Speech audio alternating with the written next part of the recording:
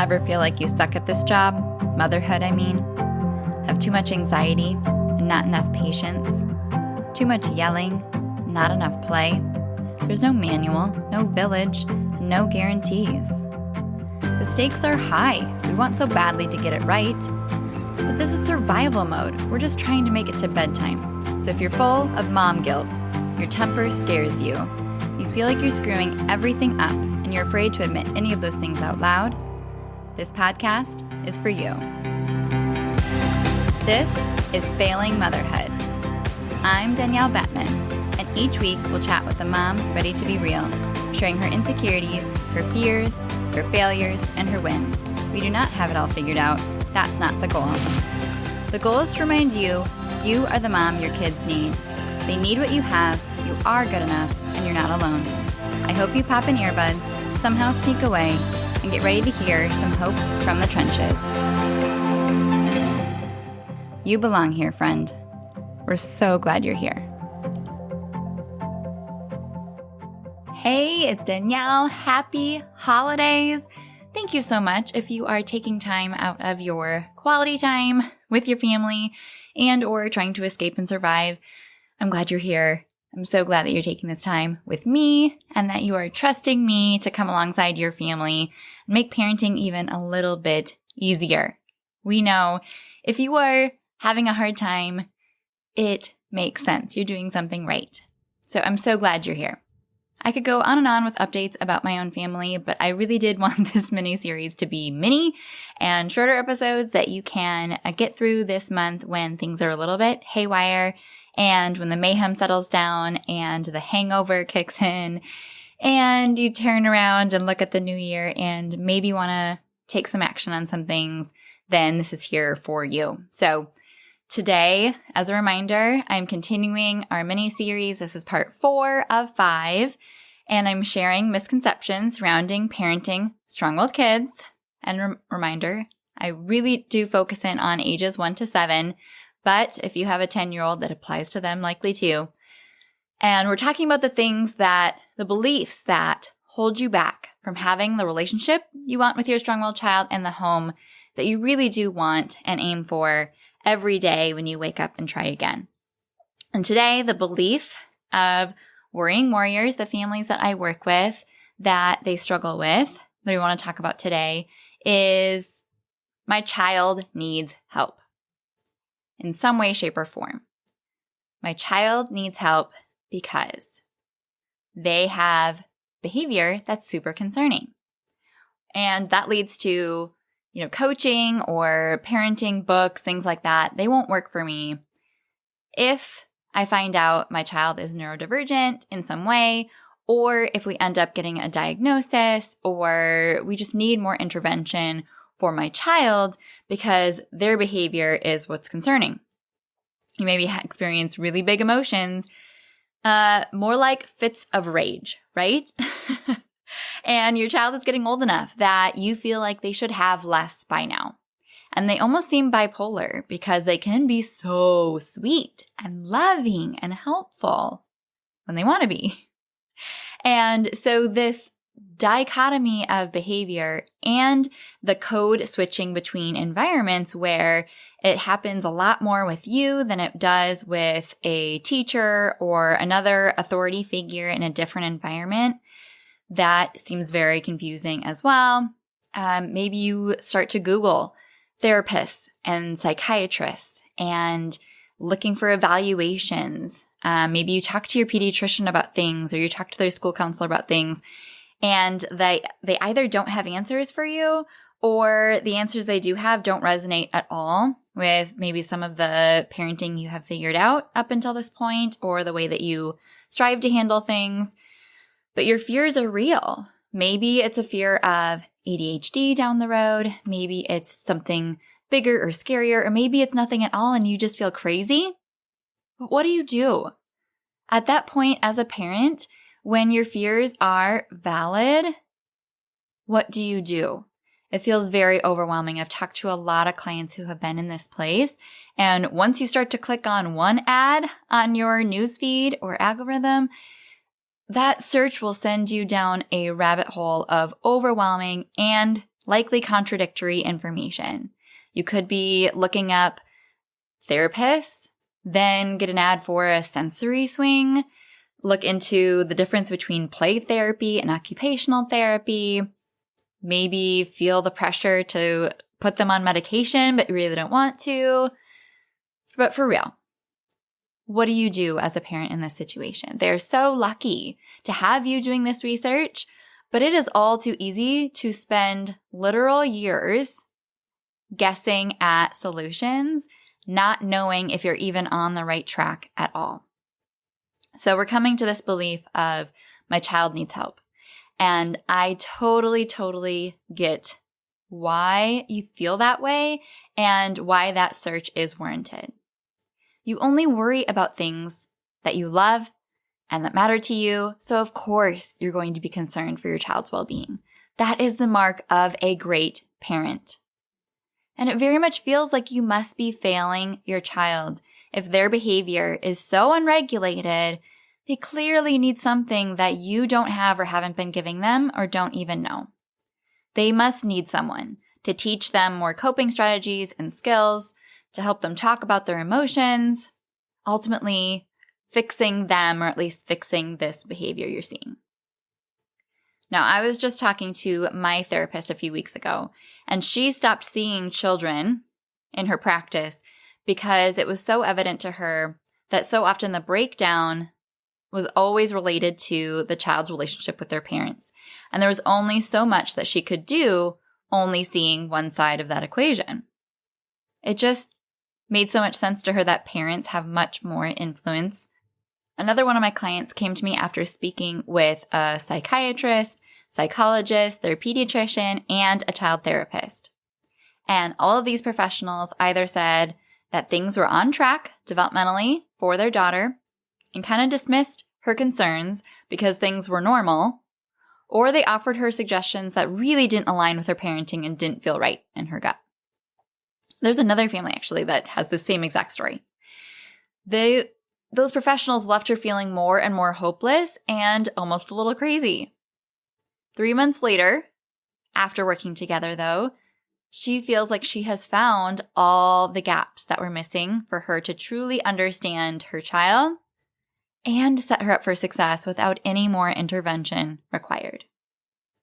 Now, there is absolutely a time and a place when seeing a therapist or professional in some way is absolutely valuable and recommended. When are those scenarios? If your child has experienced loss, is therefore grieving, if they've been through something like a divorce, a fire, abuse in any form, or prolonged illness in a parent or sibling, if you are getting concerns from school or their medical professionals that there are more things to follow up with and you're getting referred to specialists, if you notice new symptoms of a developmental regression that is not developmentally appropriate, like maybe bedwetting after they have been potty trained for years, a jarring change in their personality, or extreme change in signs of anxiety, separation anxiety, or withdrawal.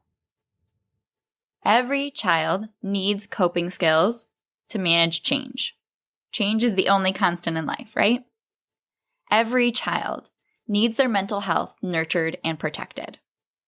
Every child needs to be seen and understood, accepted and loved and in control of their life.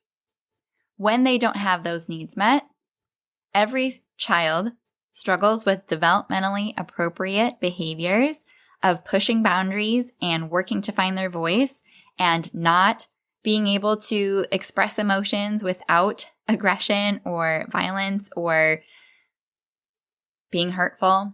And they're learning the expectations and the boundaries of each environment, and they're finding patterns and they're doing what works in their mind according to the story they're telling themselves in their head about their worldview. And that's every child. And then on top of that, if you have a strong-willed child, those developmentally appropriate opportunities for rebellion and defiance and things are exacerbated by recent changes like a move or a new sibling or parental stress or a new school or something else going on. And then you're going to see above and beyond struggles that make you feel like something is wrong that needs to be fixed, when it's truly still in a developmentally appropriate realm. However, that doesn't mean that you're not miserable and they're not miserable. So, when do you know when you don't necessarily need a professional in the field of a therapist or psychiatrist, but you do need a professional to come alongside you? If your days are filled with big emotions, fits of rage, power struggles, aggression, sibling rivalry, defiance, or just overall lack of cooperation in most forms and most care routines. If, although behaviors may have escalated in the past few months or weeks, your child's personality has always been hard to navigate. If you feel like you're walking on eggshells, trying not to set them off and not sure what does. If it's affecting their sibling, their relationship with their siblings, your mental health, and even your marriage. And you also are the first to admit that you could work on your patience and your confidence as a parent. Then the person who needs help is not your child, it's you. You could add your child to a wait list for months, then commute back and forth several sessions a week or a month for years, unsure of what results to expect, and frankly not seeing that translate at all to their behavior at home. Many of my clients have been there, done that, and got the t-shirt.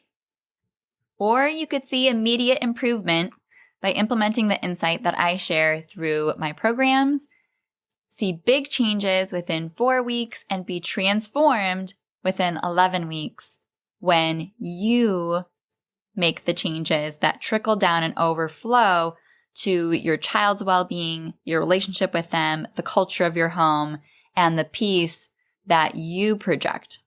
Because again, therapy is great. I recommend it for everyone. But if your child is struggling and you have a professional just work with them alone, there is so much missing from that approach.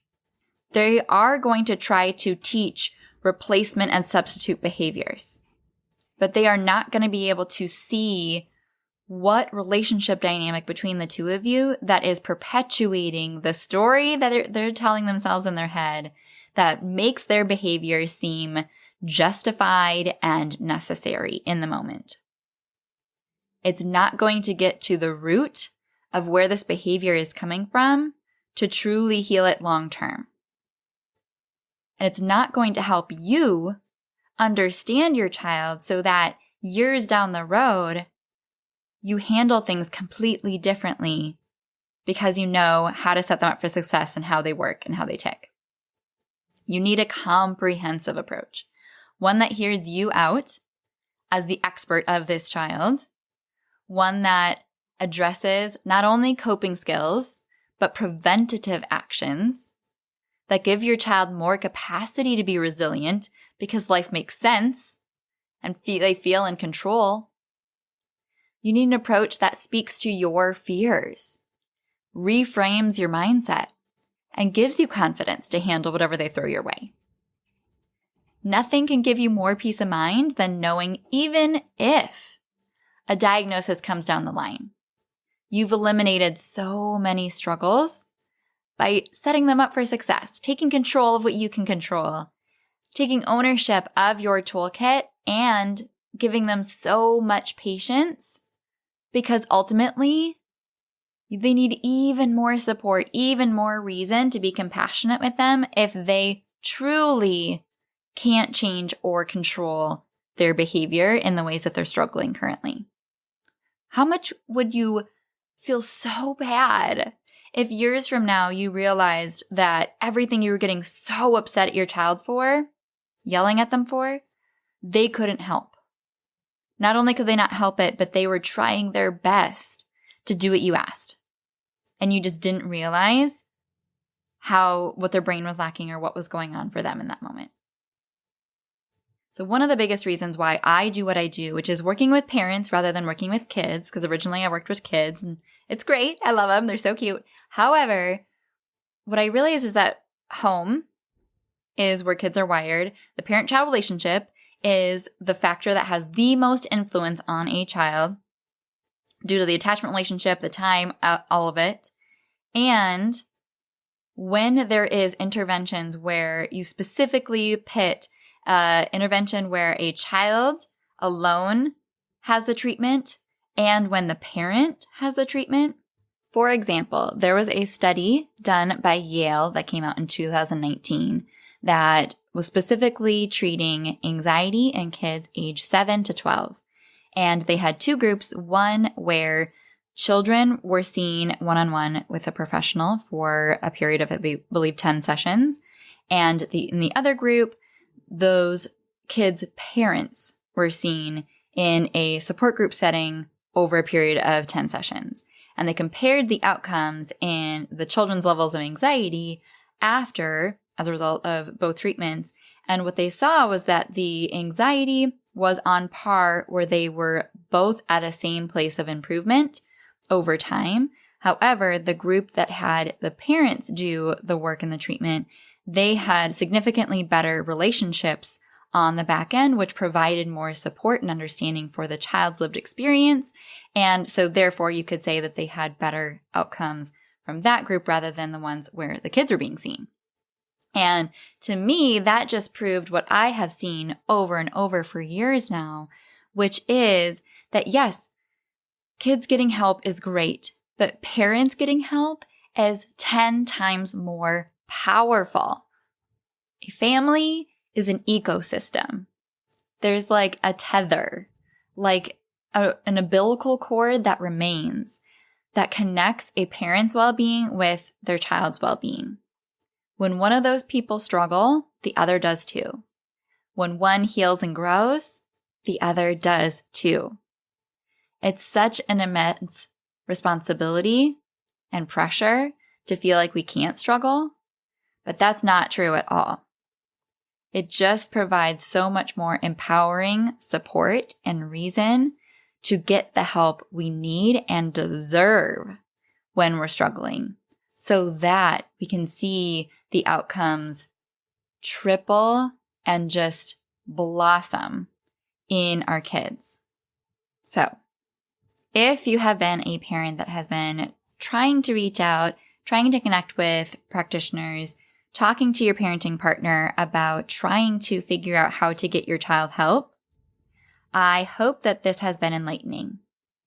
I hope that it has opened your eyes rather than made you feel guilty for any reason, because it's actually so much hope-giving when you realize there is so much untapped potential you didn't even realize existed. When you realize that you actually have full control over the outcome rather than crossing your fingers, hoping that someone else gets the help they need to change, that is when life changes. So let me ask you, as a result of listening to this, are you willing to keep late night Googling out of fear, or waiting on that many-month wait list to be seen by a mental health professional that may or may not see the problems you see, all the while losing your mind in the stress that is feeling hopeless and desperate for how to get through the moments that push you beyond what you would ever have thought your capacity needed to be as a parent to be patient? Or are you ready for support? Are you ready for a person and a plan and people that get it? Are you ready to create an established, ongoing relationship with someone who knows you and your family and your child, being able to find new solutions for every situation that comes up, every little nuanced, individualized concern or struggle, troubleshooting and tweaking along the way, so that you see sustainable change and progress within weeks. If that sounds like your current situation right now, and you're ready to switch that belief from they need help to maybe actually I am the one that needs the help, then please reach out. Go ahead and watch the training that I've been talking about this whole time, Unapologetic. That's where I've been taking some of bits and pieces of this mini-series at parentingwholeheartedly.com/unapologetic. And after you've watched that, go ahead and apply. That call that you have after you apply is that when I know I can help you, then we chat one-on-one and I answer all your questions and we figure out which one of my programs is going to be a perfect fit for you, perfect timing for you, perfect payment plan for you, perfect amount of accounts you need, all of the things. I individualize because your family matters to me. I don't help the masses with cookie cutter courses. I help you figure out how to better show up than you did at bedtime last night, specifically figuring out why they're so miserable and what is going to be the biggest difference maker that solves that deepest root of that problem for good. I don't want you struggling any longer or any harder than you need to as a parent. This is hard. You deserve support. You deserve support that knows you by name, asks you every week how you're doing to your face, where you just feel so much less alone in what you're dealing with at home. So go to parentingwholeheartedly.com/apply. Put in a little more info about your family, what that looks like right now, how you're struggling, what your kids' ages are, all that good stuff. Then as long as I know I specifically have the tools and answers that will help your family, I will get in touch with you to schedule that call. Then we'll talk one-on-one. We'll make sure that everything is a perfect fit. We'll vet each other up and down. And then we'll probably have another follow-up call just to make sure everything feels right before you get started in any one of my programs. So, you are not alone. You do not have to spiral on Google any longer. And once you go through one of my programs, then you'll be able to see what is the biggest outliers, what is the biggest red flags, what are the things that are unique to what your child is struggling with that other kids aren't. And that way you can go with a much clearer picture to a professional to be able to say, hey, you know what? I have eliminated all of these things from being a problem. So now I know specifically what support I need for this particular situation or struggle or environment. How much more empowered can you feel going to, if and when you need to go to a professional down the line, you can be so much more effective in advocating for your child because you know them and you've done this work and you know exactly what is something that is the exception to the rule for them. That is power. That feels good as a parent. So that even if there's something else going on for them that needs more support than them just being a strong-willed child, right now, you can't know that for sure. Right? It just all feels like chaos. It all feels hard. It all feels like defiance and mayhem and uncooperative moments and yelling, right? So let's figure this out together. I'm so excited to get to know you, to come alongside your family. I'm just so grateful for the opportunity to provide insight that could be the game changer you need for your family. So happy holidays. One more episode in this series to go. Again, so glad you're here. Thank you so much for tuning into this episode of Failing Motherhood. Your kids are so lucky to have you. If you loved this episode, take a screenshot right now and share it in your Instagram stories and tag me. If you're loving the podcast, Be sure that you've subscribed and leave a review so we can help more moms know that they are not alone if they feel like they're failing motherhood on a daily basis. And if you're ready to transform your relationship with your strong-willed child and invest in the support you need to make it happen, schedule your free consultation using the link in the show notes. I can't wait to meet you. Thanks for coming on this journey with me. I believe in you, and I'm cheering you on.